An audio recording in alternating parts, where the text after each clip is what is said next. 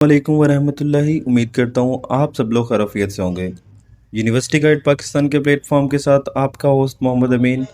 आज हम बात करेंगे इंतहाई इम्पॉर्टेंट वीडियो के हवाले से कि आपके होनहार स्कॉलरशिप के हवाले से जितने भी क्वेश्चंस थे उसके हवाले से बात करेंगे, और इसके साथ साथ हम आज बात करेंगे डेट एक्सटेंड के हवाले से और सेकेंड ईयर का रिज़ल्ट आप किस तरह से अपडेट कर सकते हैं, या फिर अगर आपका कोई डॉक्यूमेंट जो है वो मिस हो चुका है उसको आप किस तरह से सॉल्व आउट कर सकते हैं। इस तरह के जितने भी आपके क्वेश्चंस हैं इस वीडियो के अंदर जो है वो हम उनको क्लियर करने जा रहे हैं। अगर आप भी होनहार स्कॉलरशिप में अप्लाई करना चाहते हैं या फिर अप्लाई कर चुके हैं तो ये वीडियो आपके लिए बहुत ही इम्पॉर्टेंट है, लिहाजा आपने कोशिश करनी है कि इस वीडियो को कम्प्लीटली देखना है और अपने उन दोस्तों के साथ शेयर करना है जो कि होनहार स्कॉलरशिप के अंदर अप्लाई करने जा रहे हैं।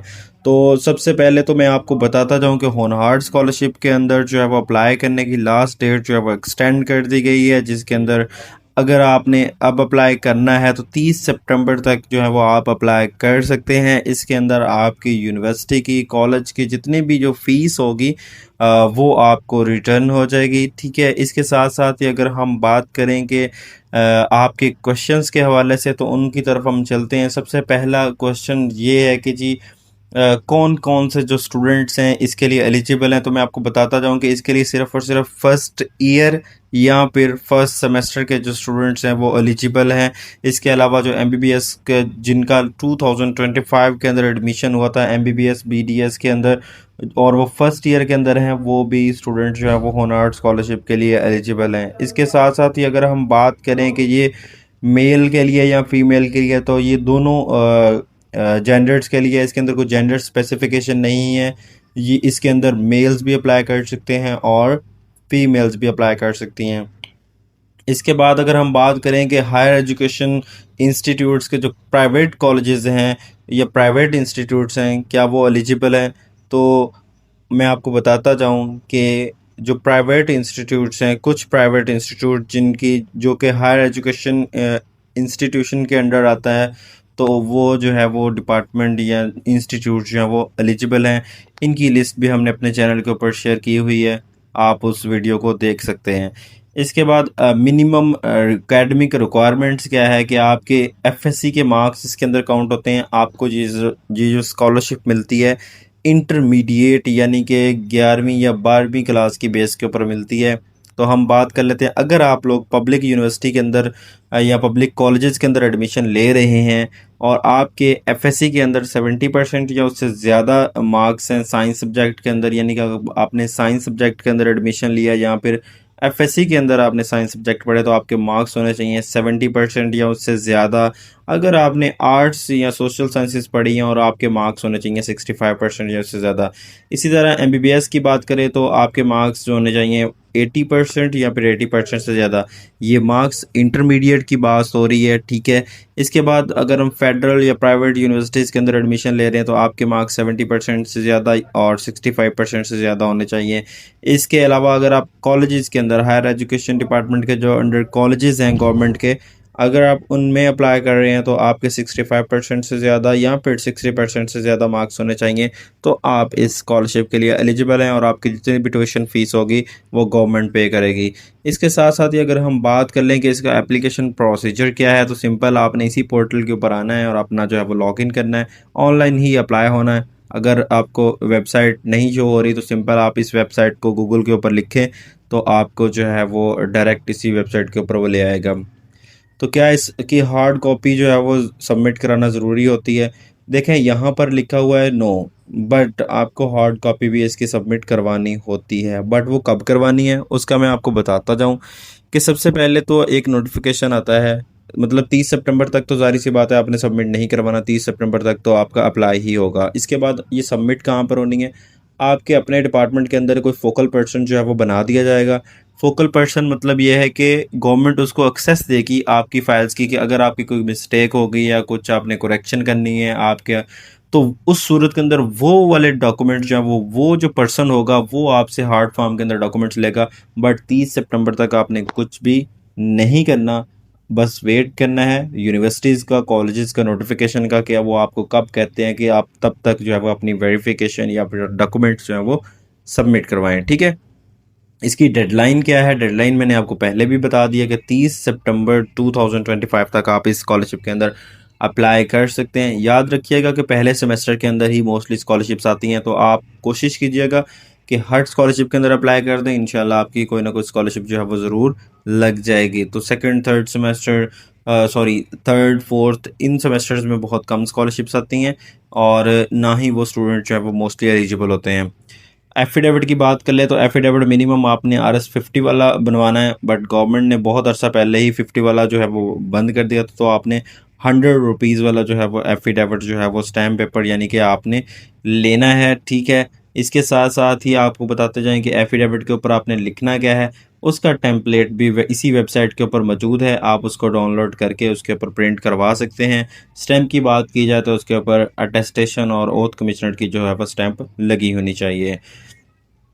इसके बाद अगला क्वेश्चन ये है कि जिन स्टूडेंट्स का डोमिसाइल अभी तक नहीं बना, क्या वो अप्लाई कर सकते हैं?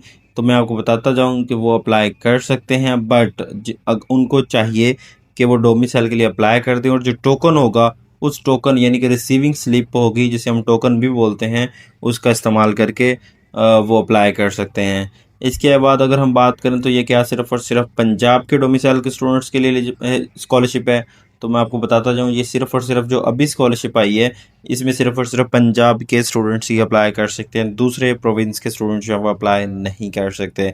इसके बाद अगर हम बात करें कि अपना प्रोग्राम जो है वो अगर लिस्ट के अंदर नहीं है, तो उसको किस तरह से वो ऐड करवा सकते हैं? तो उन्होंने सिंपल क्या करना है कि वो अपना जितने भी डिपार्टमेंट्स उनको शो हो रहे हैं, अगर उनका डिपार्टमेंट नहीं हो रहा तो वो अपनी यूनिवर्सिटी के फोकल पर्सन से बात करें, यूनिवर्सिटी के DFA ऑफिस में जाएं, वो आपको जो है वो इसको ऐड कर देंगे। इसके बाद can students apply using their roll number if they do not have registration number?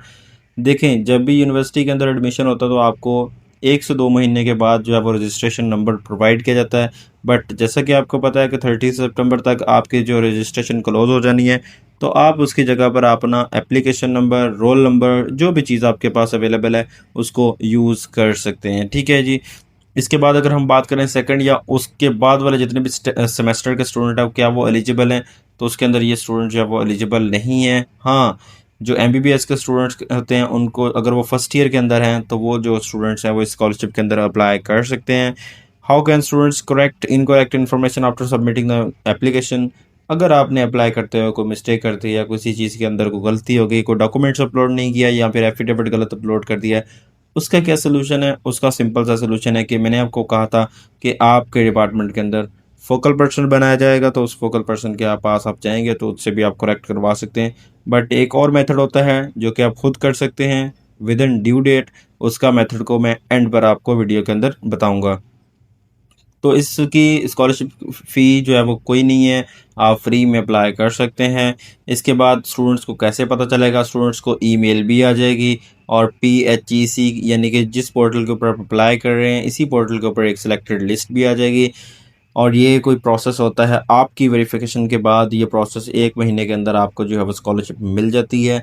Can students who are already receiving fee waiver? ऐसे स्टूडेंट्स जिनको कोई ना कोई पहले स्कॉलरशिप लगा है या फिर कोई ना कोई वो फीस कंसेशन ले रहे हैं, तो वो वाले स्टूडेंट जो है वो इसके अंदर एलिजिबल नहीं हैं। इसके बाद अगर हम बात करेंगे अफिलिएटेड कॉलेजेस या प्राइवेट कॉलेजेस की, तो वो वाले जो स्टूडेंट्स हैं इसके अंदर एलिजिबल नहीं हैं।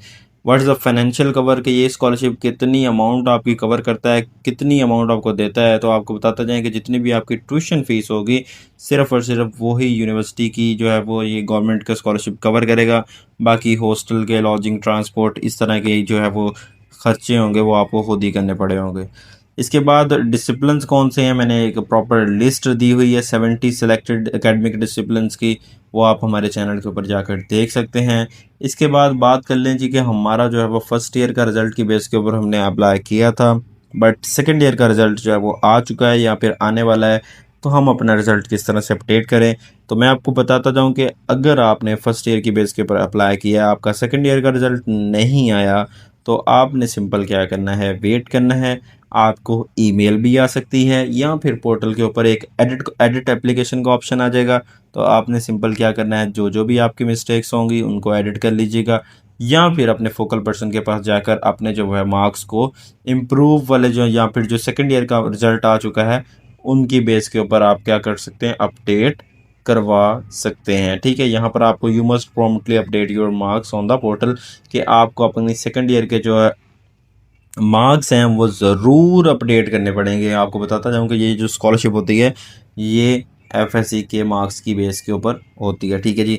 इसके बाद अगर हम बात करें what to do the focal person rejected, अगर आपका फोकल पर्सन रिजेक्ट कर देता है या फिर आप कुछ रॉन्ग डॉक्यूमेंट्स को अपलोड कर देते हो, उसका हल क्या है, तो आपको एक चांस दिया जाएगा ईमेल के थ्रू, जो आपने ईमेल दी है तो उस ईमेल के ऊपर आपको क्या होगा जी के ईमेल आएगी और उस ईमेल के अंदर आपको बताया जाएगा कि आपकी ये मिस्टेक थी। अगर आपका प्रूफ है, इसके पास आपके पास कोई प्रूफ है या आपके पास कोई भी चीज़ है तो आप उसको ऐड करके हमें सेंड करें या फिर अपनी एप्लीकेशन को अपडेट करें, उसके बाद अपनी वेरिफिकेशन करवाएं। और अगर फिर कोई मसला हो तो वो PHEC जो है वो उसको करेक्ट कर देगी। इसके बाद अगर हम बात करें कि आपने अप्लाई करते हुए कोई मिस्टेक हो गई है तो उसका या फिर CNC ऑलरेडी एग्जिस्ट आ रहा है, ईमेल आप भूल चुके हैं, तो आपने क्या करना है, हेल्प डेस्क के ऊपर क्लिक करना है। हेल्प डेस्क के ऊपर क्लिक करने के बाद आपने क्या करना है कि अपना यहाँ पर CNC ऐड करना है, यहाँ पर पासवर्ड ऐड करना है। पासवर्ड ऐड करने के बाद जब आप साइन इन करेंगे तो आपके सामने एक पोर्टल ओपन हो जाएगा, जिस पोर्टल के अंदर आप अपनी अपनी कंप्लेन जो है वो रजिस्टर करवा सकते हैं। इसके अलावा अगर आपको नहीं समझ आता कि आपका कोई अकाउंट नहीं है तो आप रजिस्टर पर क्लिक करेंगे।